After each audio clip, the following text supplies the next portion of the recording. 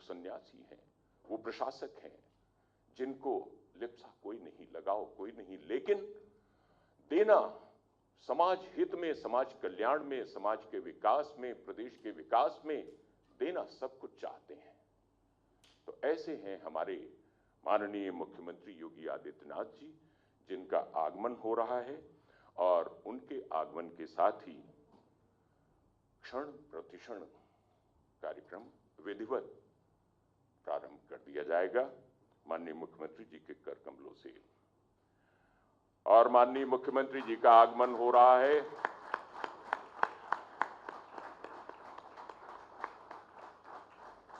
माननीय मुख्यमंत्री जी के आसन ग्रहण करने के साथ माननीय राज्य मंत्री श्री गिरीश चंद्र यादव जी, मंच पर श्री दीपक कुमार जी, श्री नवनीत सहगल जी, और अब मैं प्रमुख सचिव आवास श्री दीपक कुमार जी से ये निवेदन करता हूं कि वो कृपया माननीय मुख्यमंत्री जी को माननीय एकल पुष्प से उनका स्वागत करें। और सचिव आवास श्री अजय चौहान जी से निवेदन माननीय राज्य मंत्री जी श्री गिरीश चंद्र यादव जी का स्वागत। और अब मैं माननीय राज्य मंत्री आवास एवं शहरी नियोजन विभाग श्री गिरीश चंद्र यादव जी से निवेदन करता हूं कि कृपया स्वागत उद्बोधन के लिए आए।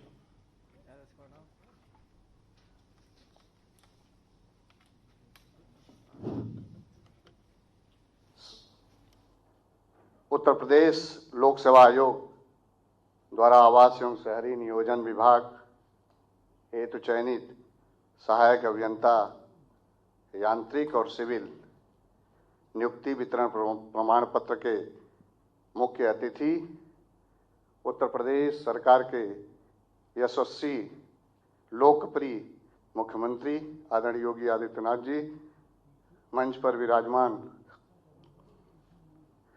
प्रमुख सचिव आवास आदरणीय दीपक कुमार जी,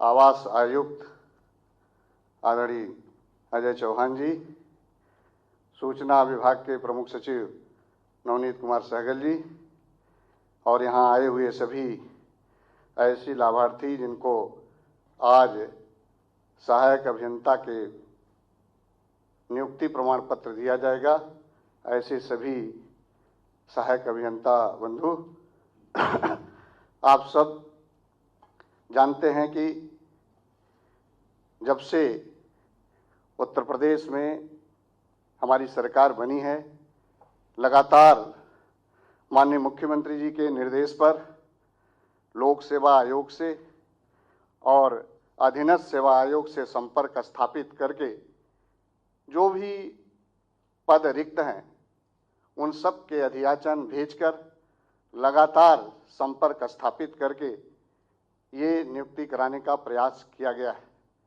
माननीय मुख्यमंत्री जी के अंदर जो लगातार बेरोजगारी को समाप्त करने का जो संकल्प है, लगातार उसकी पूर्ति हो रही है, वो सपने साकार हो रहे हैं।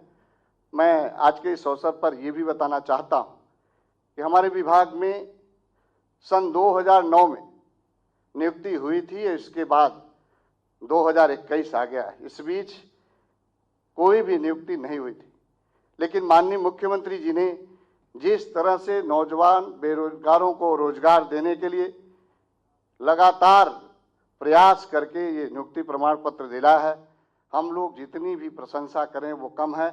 आज के इस अवसर पर माननीय मुख्यमंत्री जी को मैं इसके लिए अपने हृदय की गहराइयों से पूरे विभाग की ओर से बहुत ढेर स्वागत, अभिनंदन, वंदन करता हूं। और एक बात और कहना चाहता हूं कि माननीय मुख्यमंत्री जी ने जो आज ये वितरण की तिथि तय किया, आज बहुत सुनहरा अवसर है, धनतेरस है। धनतेरस के दिन जो हमारे लोगों को आज नियुक्ति प्रमाण पत्र मिलेगी, उनके घरों में भी खुशियां आएंगी और वो भी खुशी के त्यौहार मनाएंगे। एक बार फिर से मैं आने वाले त्यौहार के दीपावली की, धनतेरस की सभी लोगों को बहुत ढेर सारी बधाई, शुभकामनाओं के साथ अपनी बात समाप्त करता हूं। जय हिंद। बहुत बहुत साधुवाद माननीय राज्य मंत्री महोदय। और एक बात, अब आपको नियुक्ति पत्र वितरित किया जाना है, तो क्रमवार आना प्रारंभ कर दीजिए। और बात ये कि गम है तो यही गम है, इसी जुस्तजू में हूँ, खुशियां अगर मिलें तो जमाने को बांट दूं। माननीय मुख्यमंत्री जी खुशियां बांटने के लिए बिल्कुल तत्पर रहते हैं और वो बिल्कुल दिन रात सेवा में तत्पर रहते हैं। हम माननीय मुख्यमंत्री जी से अब और अन्य गणमान्य अतिथियों से ये निवेदन करेंगे कि नवनियुक्त अभियंताओं को नियुक्ति पत्र वितरित करने का कष्ट करें। और सबसे पहले मैं आपको सिविल, जो सहायक अभियंता सिविल हैं, उनमें आवाज दे रहा हूं, श्री प्रबुद्ध राज सिंह। और क्रमवार आप लोग अपना अपना स्थान आते जाएं। श्री प्रबुद्ध राज सिंह, श्री अनुज कुमार,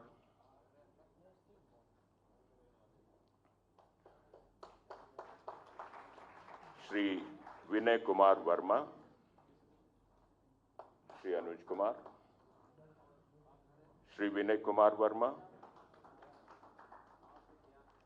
श्री विशाल यादव, श्री रजत सिंह, श्री संजीव यादव, श्री संजीव यादव, श्री सुरजीत, श्री अर्पित यादव, श्री कुलदीप चौहान,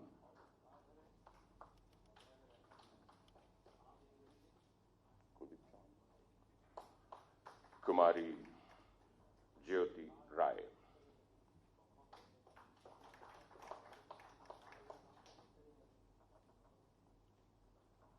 कुमारी अलका सिंह,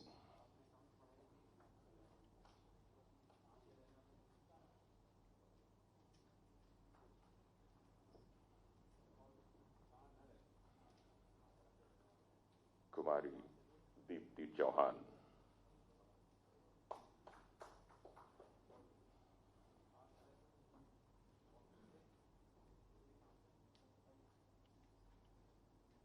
कुमारी एकता,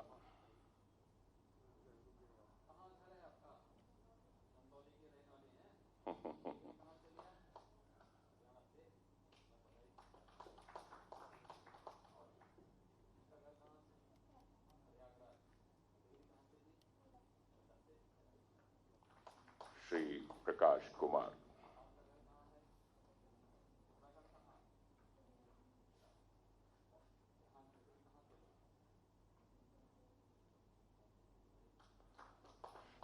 श्री प्रवीण कुमार,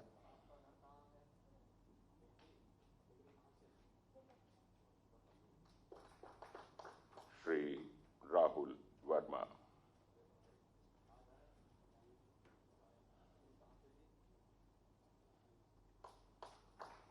श्री पारस कुमार सिंह,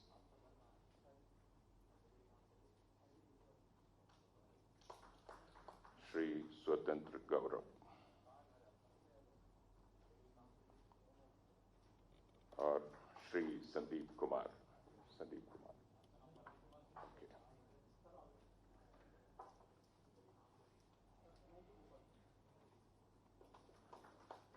संदीप कुमार जी सिविल के ये 19वें सहायक अभियंता, और अब बारी है सहायक अभियंता विद्युत एवं यांत्रिक। सबसे पहले श्री अमनदीप तिवारी, श्री शिवा सिंह,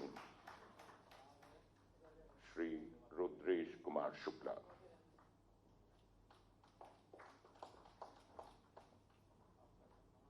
श्री अजय कुमार पांडे,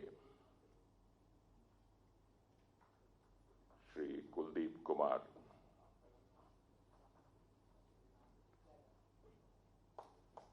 श्री अभिषेक शुक्ला,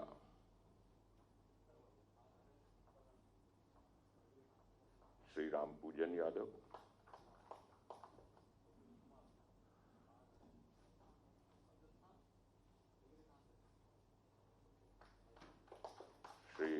सागर गुप्ता,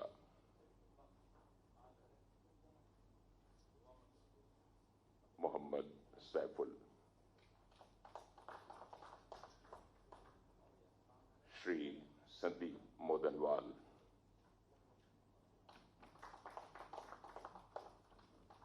श्री भरत पाल,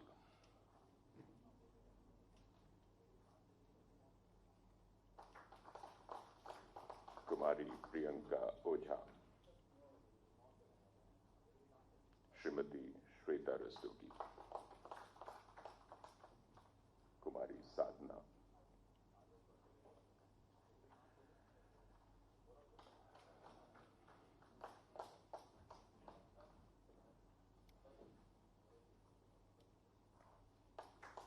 ये प्रत्येक नवनियुक्त अभियंता को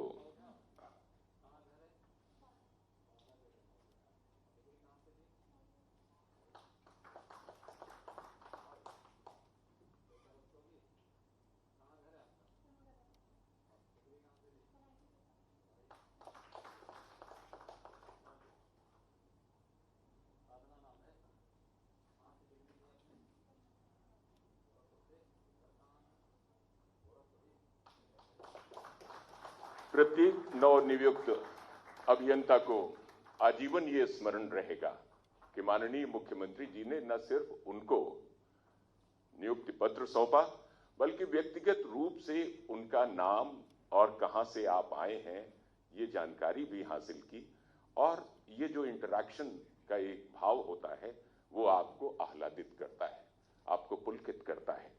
अब मैं माननीय मुख्यमंत्री जी से निवेदन करता हूं उनके आशीर्वचन के लिए।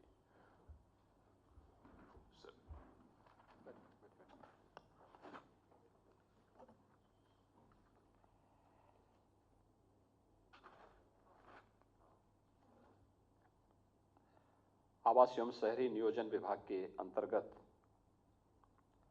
9 चयनित अभियंताओं के नियुक्ति पत्र वितरण के आज के इस कार्यक्रम में उपस्थित प्रदेश सरकार में मेरे सहयोगी मंत्री आवास एवं शहरी नियोजन के राज्य मंत्री श्री गिरीश चंद्र यादव जी, अपर मुख्य सचिव सूचना श्री नवनीत सहगल जी, प्रमुख सचिव आवास श्री दीपक कुमार जी, सचिव आवास श्री अजय चौहान जी, आज के इस कार्यक्रम में उपस्थित आवास विभाग से जुड़े हुए सभी अधिकारीगण, नवचयनित सभी अभियंतागण,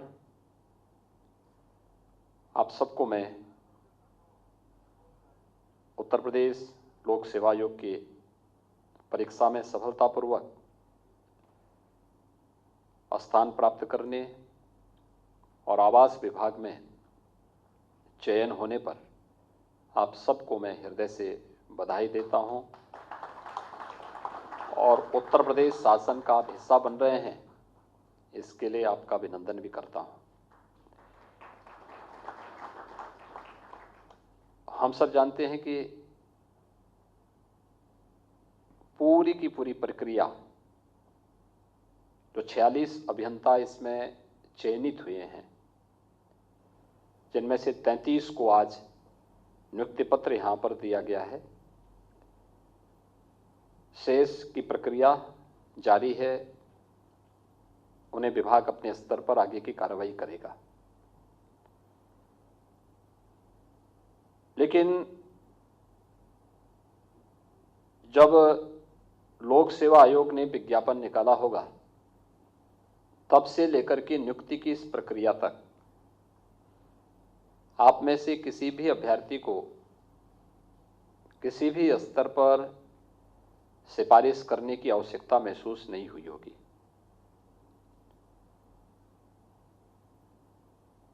हर एक आयोग और बोर्ड की कार्यप्रणाली को पूरी ईमानदारी और पारदर्शिता के साथ आगे बढ़ाने के लिए सरकार ने जहां उन्हें पूरी स्वतंत्रता दी है, लेकिन एक एक गतिविधि पर स्वयं नजर रखते हुए नियुक्ति की प्रक्रिया के साथ जब चयन की पूरी प्रक्रिया संपन्न होती है तो नियुक्ति पत्र देते समय शासन स्वयं इस बात को ध्यान में रखता है कि प्रक्रिया कितनी पारदर्शी और कितनी ईमानदारी पूर्वक पूर्ण है। और मुझे प्रसन्नता है कि जिन 33 अभियंताओं का यहाँ पर चयन हुआ है, ये अलग अलग पृष्ठभूमि से जुड़े हुए, प्रदेश के अलग अलग स्थानों से जुड़े हुए हैं और सबने अपनी मेहनत से, अपने परिश्रम से, अपने माता पिता और अपने गुरुजनों के आशीर्वाद से यह स्थान प्राप्त किया है। दीपावली की पूर्व संध्या पर आपको यह सौभाग्य प्राप्त हो रहा है कि आप सब उत्तर प्रदेश आवास विकास से जुड़े हुए इस महत्वपूर्ण उपलब्धि के साथ चयनित हो रहे हैं। मैं इसके लिए आपको, आपके अभिभावकों को हृदय से बधाई देता हूं, अपनी शुभकामनाएं देता हूं। विगत 4.5 वर्ष के दौरान सरकार ने शासकीय नियुक्तियों को इसी पारदर्शी तरीके से संपन्न किया है। लगभग 4.5 लाख नौजवान अब तक प्रदेश के अंदर अलग अलग विभागों में सरकारी नौकरी प्राप्त किए हैं।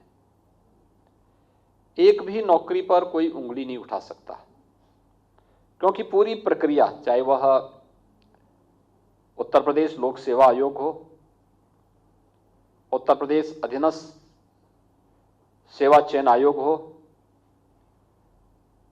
उच्चतर शिक्षा चयन आयोग हो, माध्यमिक शिक्षा चयन आयोग हो, या बेसिक शिक्षा परिषद से जुड़ी हुई नियुक्ति की प्रक्रिया हो, या उत्तर प्रदेश पुलिस प्रोन्नति एवं भर्ती बोर्ड का हो, ये जितनी भी नियुक्ति की प्रक्रिया अब तक प्रदेश के अंदर संपन्न हुई हैं, पूरी ईमानदारी और पूरी पारदर्शी तरीके से संपन्न हुई हैं। और यही कारण है कि एक समयबद्ध ढंग से विगत 15 वर्षों में 2002 से लेकर के 2017 के बीच इन 15 वर्षों में जितनी नियुक्तियां प्रदेश के अंदर शासकीय विभाग में या निजी क्षेत्र में नहीं हुई होंगी, उससे कई गुना अधिक नियुक्तियां अकेले 4.5 वर्ष में हमारी सरकार ने प्रदेश के अंदर प्रदेश के नौजवानों को नौकरी और रोजगार के साथ जोड़ते हुए उपलब्ध करवाई हैं। आपने इस पूरी प्रक्रिया को देखा होगा। न व्यक्ति को सिफारिश करने की आवश्यकता है और न ही आयोग या बोर्ड के किसी कार्य में कहीं सेंध लगाने की कोई गुंजाइश। और जहां कहीं भी हमें थोड़ी भी भनक लगी, सरकार ने बहुत सख्ती के साथ उस पर कार्रवाई की है। जब शासन की पूरी प्रक्रिया पूरी पारदर्शी है, ईमानदारी पूर्ण है, बिना भेदभाव पूर्ण है, तो शासन भी आपसे यह अपेक्षा रखता है कि आप भी इसी ईमानदारी और पारदर्शी तरीके से समयबद्ध ढंग से शासन के कार्यक्रमों को आगे बढ़ाने में अपना योगदान देंगे। क्योंकि उत्तर प्रदेश आवास विकास संभवतः देश का सबसे बड़ा ऐसा विभाग है जो सामान्य जन की दिन प्रतिदिन से जुड़ी हुई समस्याओं के साथ जुड़ा हुआ है। किसी को घर का नक्शा पास करना हो तो विकास प्राधिकरणों के पास जाता है। सभी 29 विकास प्राधिकरण आवास विकास के ही आवास विभाग के ही अंतर्गत आते हैं।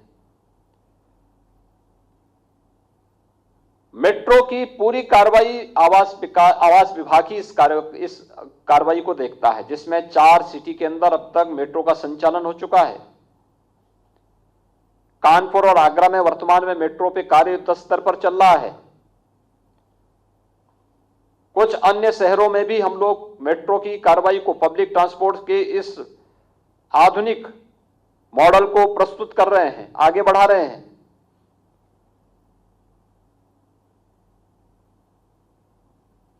एक सामान्य जन से जुड़ी भी बहुत सारी ऐसी समस्याएं हैं जिन समस्याओं का समाधान वहां पर एक अभियंता के रूप में आपके माध्यम से हो सकता है। और इसमें तकनीक का उपयोग करना, क्योंकि आप में से जुड़े हुए ज्यादातर जो युवा हैं वह आधुनिक तकनीक से पूरी तरह अपने आप को उस तकनीक के साथ जोड़ करके उस योजना का लाभ विभाग को अपने अपने विभागों में भी दे सकते हैं, जिसमें 29 विकास प्राधिकरण, 4 विशेष क्षेत्र विकास प्राधिकरण, नगर एवं ग्राम नियोजक विभाग तथा 72 विनियमित क्षेत्र भी वर्तमान में इस विभाग के अंतर्गत आते हैं। और इसमें जो मैं बता रहा था मेट्रो के लिए, Uttar Pradesh metro rail corporation के माध्यम से अब तक प्रदेश में दिल्ली, गाजियाबाद, मेरठ रैपिड रेल की परियोजना के क्रियान्वयन की कार्रवाई भी इसी के माध्यम से हो रही है।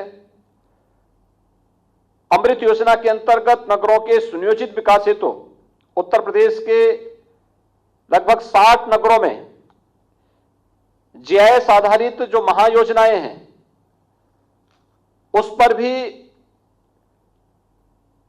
तेजी के साथ कार्य चल रहा है और दिसंबर 21 तक उसको पूर्ण करने का एक लक्ष्य भी रखा गया है।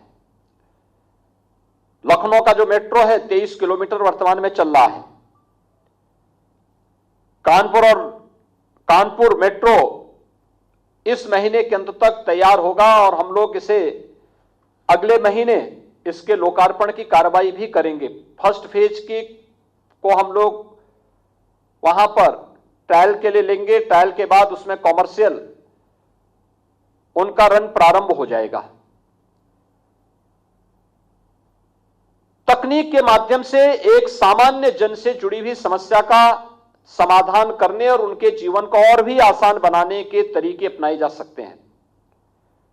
मुझे याद है हमारे बहुत सारे ऐसे प्राधिकरण थे जिसमें लोग बहुत परेशान थे। कानपुर, गोरखपुर, लखनऊ, अलीगढ़, गाजियाबाद, मेरठ और भी तमाम अन्य स्थलों पर लगातार शिकायतें आ रही थी। हमने वहां व्यापक बदलाव किया, लोगों के सामने एक लक्ष्य तय किए और तकनीक का भरपूर उपयोग करने की स्वतंत्रता दी। आज परिणाम क्या है? 8-8, 10-10 वर्षों से जो मामले लंबित पड़े हुए थे, विगत 6 महीनों के अंदर उन सब का निस्तारण होता हुआ दिखाई दिया। यानी और मैंने इस बात को देखा है, पहली बार मैंने इस बात को देखा है कि इन विकास प्राधिकरणों में पब्लिक ने पहली बार मुझे इस बात का फीडबैक दिया पॉजिटिव कि बहुत अच्छा काम हो रहा है। और जो काम उन विकास प्राधिकरणों ने करके दिखाया है, ये काम आज से 3 साल पहले, 5 साल पहले, 7 साल पहले, 10 साल पहले भी हो सकता था, लेकिन कार्य करने की या तो इच्छा शक्ति नहीं थी, या तकनीक की जानकारी नहीं थी, या फिर लोगों के दिलो दिमाग में भ्रष्टाचार इस कदर हावी हो चुका था कि वह आम जन को तबाह करके अपने स्वयं के घर को भरने पर ज्यादा रुचि ले रहे थे। और इसीलिए एक सामान्य नागरिक न केवल परेशान था बल्कि उस व्यवस्था के साथ जुड़े हुए लोगों को लगातार वह बद्दुआ देता था। एक सामान्य उपभोक्ता उनसे परेशान रहता था, लेकिन आज ऐसा नहीं है। आज तो हर एक व्यक्ति को राहत महसूस होती हुई दिखाई दे रही है। और अनेक ऐसे कार्यक्रम शहरी क्षेत्र में हाउसिंग की जो स्कीम आई है, कल मैं स्वयं मुरादाबाद में था और मैंने मुरादाबाद में देखा है। मुरादाबाद में मैं इस बात को देख रहा था कि कल उन्होंने कैसे वहां हाउसिंग स्कीम के माध्यम से अधिक लोगों को सस्ते आवास उपलब्ध कराने की कार्रवाई को आगे बढ़ाया है। और हमें ऐसे मॉडल खड़े करने पड़ेंगे कि जहां पर सरकारी भूमि पर बहुत बड़े पैमाने पर लोगों ने अवैध कब्जे किए हुए हैं, बड़े नारकीय स्थिति में वे लोग रह रहे हैं, उससे होने वाली बीमारियों का खर्चा का दबाव भी सरकार पर ही पड़ता है। जनहानि के कारण और वहां से पनपने वाली तमाम बीमारियों के कारण न केवल वो क्षेत्र बल्कि आसपास के क्षेत्र भी बुरी तरह प्रभावित होते हैं। सरकार बदनाम होती है, आम जन के मन में प्रशासनिक तंत्र के प्रति एक नकारात्मक भाव पैदा होता है। अगर इन सभी के बारे में सोच करके सरकार ने जो योजनाएं निकाली हैं कि हम उस पूरे क्षेत्र की मैपिंग करके और वहां पर व्यवस्थित रूप से उन लोगों के लिए आवासीय सुविधा जो अब तक फैले हुए हैं, अगर हम वर्टिकल आवासीय सुविधा उनको दे दें तो मुश्किल से आधे क्षेत्रफल में सारे लोग समाहित हो जाएंगे और अच्छे आवास उनको उपलब्ध हो जाएंगे। आधी लैंड हम उसका कॉमर्शियल उपयोग करते हुए न केवल उनके लिए मार्केट दे सकते हैं बल्कि उनके लिए पार्क दे सकते हैं, उनके लिए वहां पर जिम दे सकते हैं, वहां पे कॉमन फैसिलिटी से जुड़ी हुई तमाम अन्य सुविधाएं वहां उपलब्ध करा सकते हैं। और ये मॉडल देश के अंदर अत्यंत सराहना भाव से लोग देखेंगे और तमाम प्रकार की जो नारकीय स्थिति में लोग रह रहे हैं उनके जीवन स्तर को तो आप उठाएंगे ही, सरकार की और प्रशासन की छवि को और उसको जनविश्वास का प्रतीक भी बनाएंगे और लोक स्वास्थ्य पर होने वाले खर्चे को भी कम करने में एक बड़ी भूमिका एक विभाग देने में सफल हो सकता है। अलग अलग फील्ड में अलग अलग करने के लिए बहुत कुछ है। शहरी क्षेत्र में एक नई समस्या खड़ी हो रही है, वह है ग्राउंड वाटर नहीं है, लेवल उसका नीचे ज्यादा जा रहा है, वो डार्क जोन में या फिर क्रिटिकल जोन में जा रहा है। हर व्यक्ति अपने घर में जब शासन के स्तर पर, लोकल बॉडी के स्तर पर जब उन्हें पेयजल की सुविधा नहीं होती तो अपने घर में एक अपना स्वयं का ट्यूबवेल या समरसेबल लगा करके वहीं से पानी लेने का प्रयास करता है। एक समय के बाद जब वो भी देना बंद करता है तो उनको टैंकरों पर निर्भर करना पड़ता है।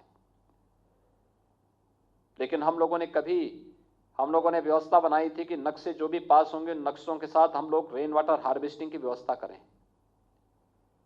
रेन वाटर हार्वेस्टिंग मकान बनने के साथ ही वह भी बने और यह अनिवार्य रूप से हो कि हर परिवार रेन वाटर हार्वेस्टिंग बनाए। छत का पानी, घर के आसपास का पानी वह फालतू न जाए, वह पानी जितना आया है उसको हम लोग फिर ग्राउंड वाटर को और उसके लेवल को मेंटेन करने के लिए उसका उपयोग कर सकें।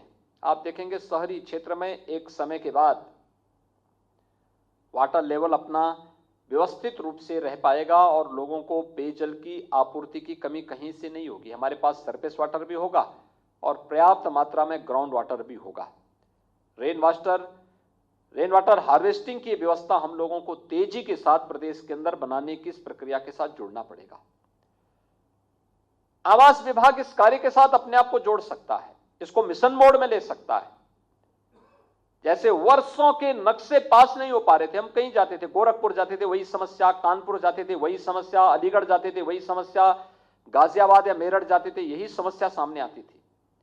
लेकिन जब स्पेशल कैंप लगने प्रारंभ हुए, स्पेशल अभियान इसका चला, आज तेजी के साथ समस्या का समाधान भी हुआ और उपभोक्ताओं ने इस बात को कहना प्रारंभ कर दिया कि साहब बहुत अच्छा काम हो रहा है, अच्छा काम हो रहा है।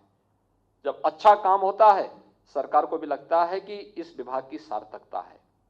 जब पब्लिक शिकायत करती है तो हमें भी लगता है क्या हमें इस विभाग को बनाए रखना चाहिए कि नहीं बनाए रखना चाहिए। और इसीलिए आप सभी 33 नवनियुक्त अभियंता यहां पर आज नियुक्ति पत्र प्राप्त करने के साथ ही अपने इस कार्य क्षेत्र में जाएंगे। इनको बहुत कुछ सीखने जानने का अवसर प्राप्त होगा। याद रखना, सर्विस के दौरान आपकी सामान्य कार्य पद्धति न केवल जानने की बल्कि कुछ नया कर गुजरने की एक इच्छा शक्ति के साथ आगे बढ़नी चाहिए। दूसरा, समाज में जहां कहीं भी अच्छा है उसको लेकर के तेजी के साथ विभाग की छवि को बेहतर बनाने में अपना योगदान देने की होनी चाहिए। अगर हम केवल पहले दिन से ही बेईमानी और भ्रष्टाचार के चंगुल में फंस जाएंगे, याद रखना एक समय के बाद मैंने देखा है कि उसका पहला कैरियर बहुत अच्छा था, धीरे धीरे करके आगे बढ़ता गया और अंतिम समय में ऐसा हुआ कि सरकार को उसकी पूरी सर्विस को बीच में ब्रेक करके उसको जबरन रिटायर करना पड़ा, घर भेजना पड़ा या बर्खास्त करना पड़ा या एफआईआर लॉन्च करके उसको जेल के अंदर डालना पड़ा। ऐसी स्थिति आनी ही नहीं चाहिए और इससे पहले दिन से जब आप बचेंगे तब जनविश्वास का प्रतीक बने रह पाएंगे। और मैं उम्मीद करता हूं कि जिस पारदर्शी प्रक्रिया को अपना करके ईमानदारी पूर्वक हर एक योग्य अभ्यर्थी को हम लोगों ने प्रदेश के अंदर भरपूर अवसर दिया, जिसका परिणाम है कि 4.5 वर्ष के दौरान 4.5 लाख से अधिक युवाओं को हम लोगों ने सरकारी नौकरी प्रदेश के अंदर उपलब्ध करवाई है। अगर ये 4.5 लाख की वर्कफोर्स प्रदेश के विकास में अपना योगदान ईमानदारी पूर्वक करने लग जाए, कोई कारण नहीं कि हम उत्तर प्रदेश को देश की नंबर 1 की इकोनॉमी बनाने में कहीं पीछे रह जाएंगे। एकदम हम नंबर 1 पर आएंगे, क्योंकि उत्तर प्रदेश ने 4.5 वर्ष के अंदर जो दूरी तय की वह एक टीम वर्क का परिणाम है। 4.5 वर्ष पहले उत्तर प्रदेश देश की 6ठी अर्थव्यवस्था थी, आज हम देश के नंबर 2 की अर्थव्यवस्था है। अगर 4.5 वर्ष के अंदर हम 6 से नंबर 2 पर आ सकते हैं तो कोई कारण नहीं कि अगले कुछ वर्षों में उत्तर प्रदेश नंबर 2 से नंबर 1 पर ना आ जाए। ईज ऑफ डूइंग बिजनेस में उत्तर प्रदेश 14वें स्थान पे था। 4.5 वर्ष के अंदर किए गए रिफॉर्म और उस प्रक्रिया को तेजी के साथ आगे बढ़ाने का परिणाम क्या है कि आज उत्तर प्रदेश 14 से उसकी रैंकिंग में सुधार हुआ, जो नंबर 2 पर है। यानी ये सारी चीजें उत्तर प्रदेश की प्रति व्यक्ति आय को कई गुना बढ़ाने में हमें मदद मिली। ये तब जब एक बेहतर पहल हुई है, हर एक स्तर पर एक सामूहिकता का परिणाम है। ये केवल मुख्यमंत्री की जिम्मेदारी नहीं या मंत्रिमंडल की जिम्मेदारी नहीं है, ये मंत्रिमंडल के साथ साथ जनप्रतिनिधियों, प्रशासनिक तंत्र, सभी कर्मियों और जनता जनार्दन का एक साथ जब सामूहिक प्रयास होता है तो परिणाम कई गुना बेहतर तरीके से सामने आता है। और उस बेहतर तरीके से परिणाम को आगे बढ़ाने के लिए ही हम लोग हर एक नियुक्ति की प्रक्रिया के साथ इस प्रकार के आयोजन को आगे बढ़ाते हैं, जिससे आप सभी लोग अपने अपने कार्य क्षेत्र में जाकर के अच्छा कर सकें, कुछ नया देशपन दे सकें, विभाग के आमूलचूल परिवर्तन और सुधार करने में अपना योगदान सकारात्मक रूप से दे सकेंगे। इस विश्वास के साथ आज धन्वंतरी जयंती है, आरोग्य के देवता हैं भगवान धन्वंतरी, और आरोग्य के देवता धन्वंतरी की जयंती के अवसर पर आपको नियुक्ति पत्र मिलना आपके लिए एक सौभाग्य का अवसर लेने वाला है। मुझे लगता है विभाग की आरोग्यता के लिए आप सभी कार्य कर पाएंगे। इस विश्वास के साथ मैं आप सबको नियुक्ति पत्र वितरण में आपको, आपके परिवार के सभी सदस्यों को, आपके शुभचिंतकों को हृदय से बधाई देता हूं। दीपावली की मंगलमय शुभकामनाएं आप सबकी प्रति व्यक्त करते हुए अपनी वाणी को यहीं पर विराम देता हूं। धन्यवाद। जय हिंद।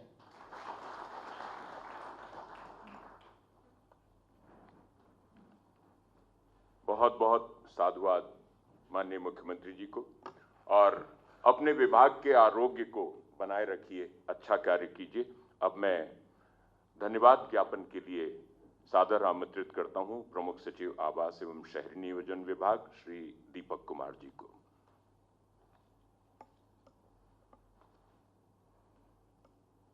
धनतेरस के पावन पर्व पर आज के आयोजन के लिए समय देने के लिए मैं श्रद्धेय मुख्यमंत्री जी का हृदय से आभार व्यक्त करता हूं।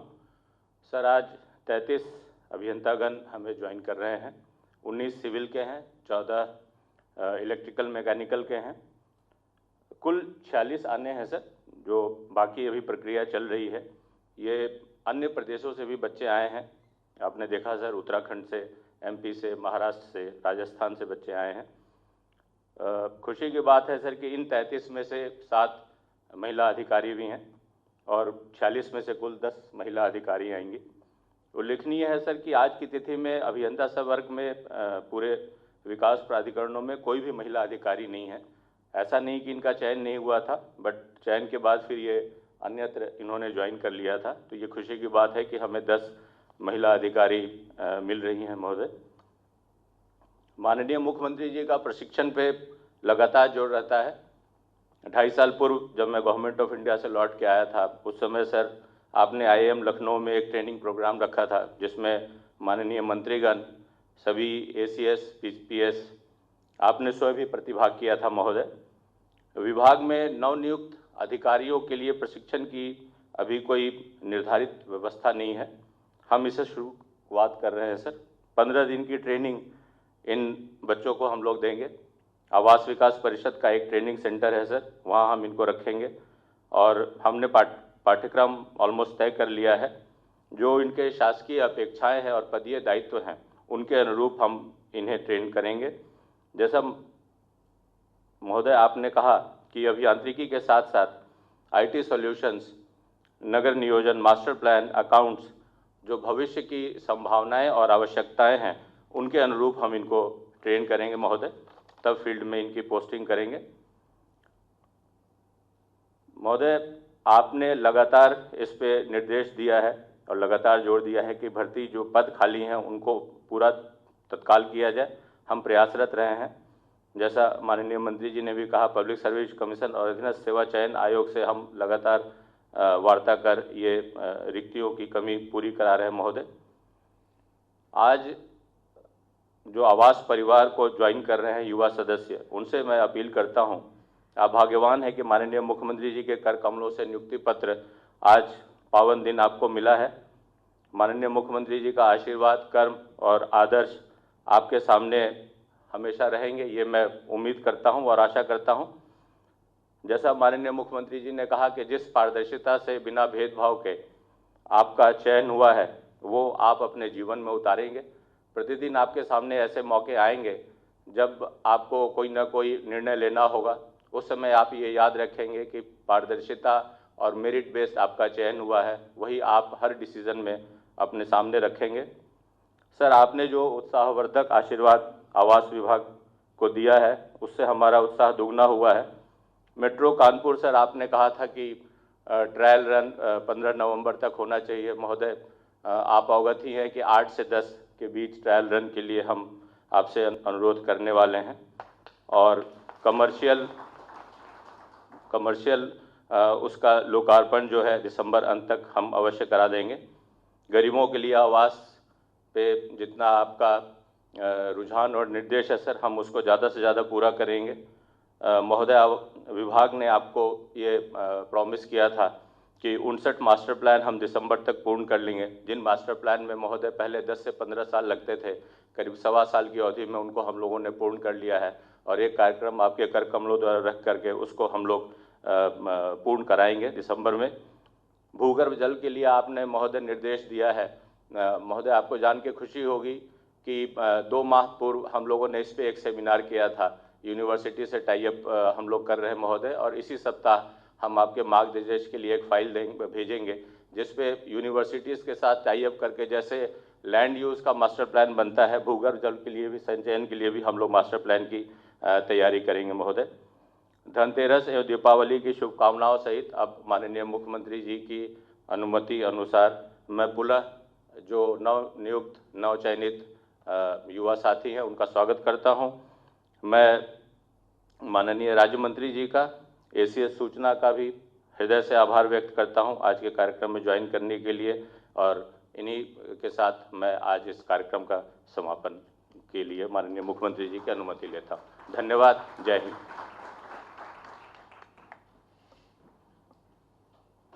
माननीय मुख्यमंत्री जी और माननीय मंत्री जी प्रस्थान कर रहे हैं। आप लोग अपने अपने स्थान पर बने रहें।